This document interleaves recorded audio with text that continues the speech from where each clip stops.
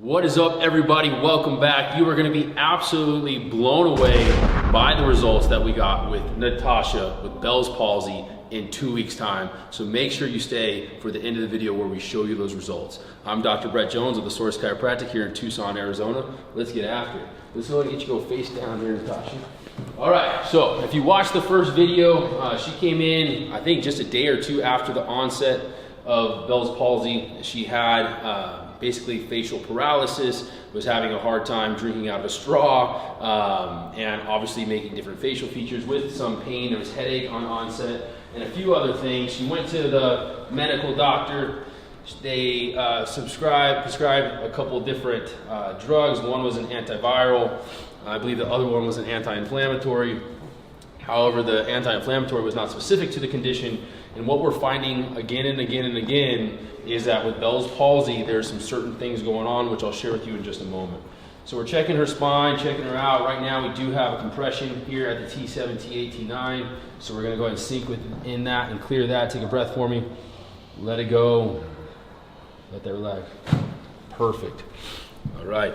You know, the big thing that we're seeing is it's an upper neck, basically subluxation pattern, which includes the jaw and the TMJ. So go ahead and go to your back. So when we have Bell's palsy or the facial nerve paralysis, that nerve will come out of the foramen, which is just in front of the mastoid.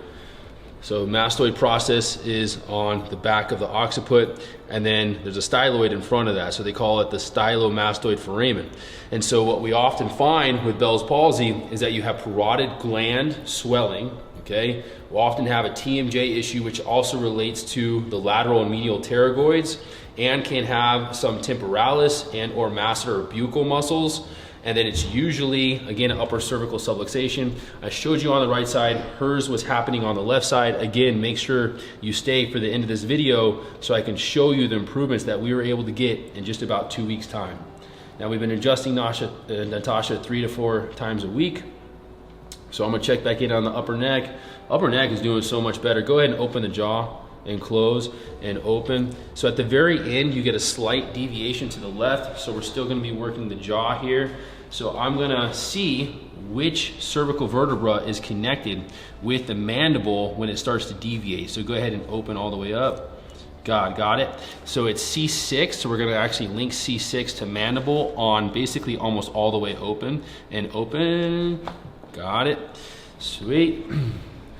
And one of the biggest things I was feeling when she first came in was a lot of swelling, right? It felt like edema all on that upper left side.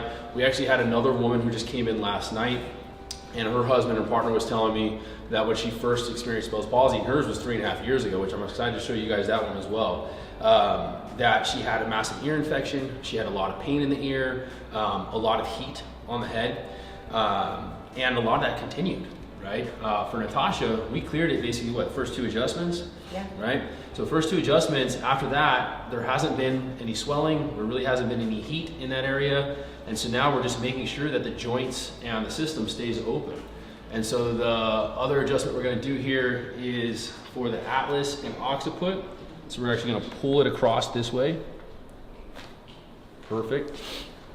I'm gonna check the occipital tension, everything's good here. Go ahead and open jaw again. Perfect.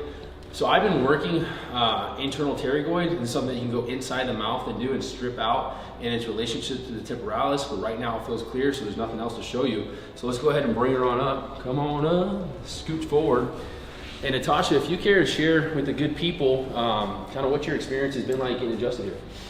It has been completely different. I came in on day 2, and I couldn't really eat, I couldn't drink, I couldn't feel my tongue, and immediately after the first adjustment, I started to feel sensation in tongue, and it was just completely different. Boom, so let's go ahead and show them the results. So Danielle, if you'll get head on here, about right there, perfect. All right, looking good. All right, so Natasha, let's go ahead and see a smile. There we go. Let's go ahead and see the eyes lift. There we go, and then go ahead and see the pucker. Look at that. All right. So there it is, y'all. And I don't think this is just a one-time thing, because I got another client that just came in last night.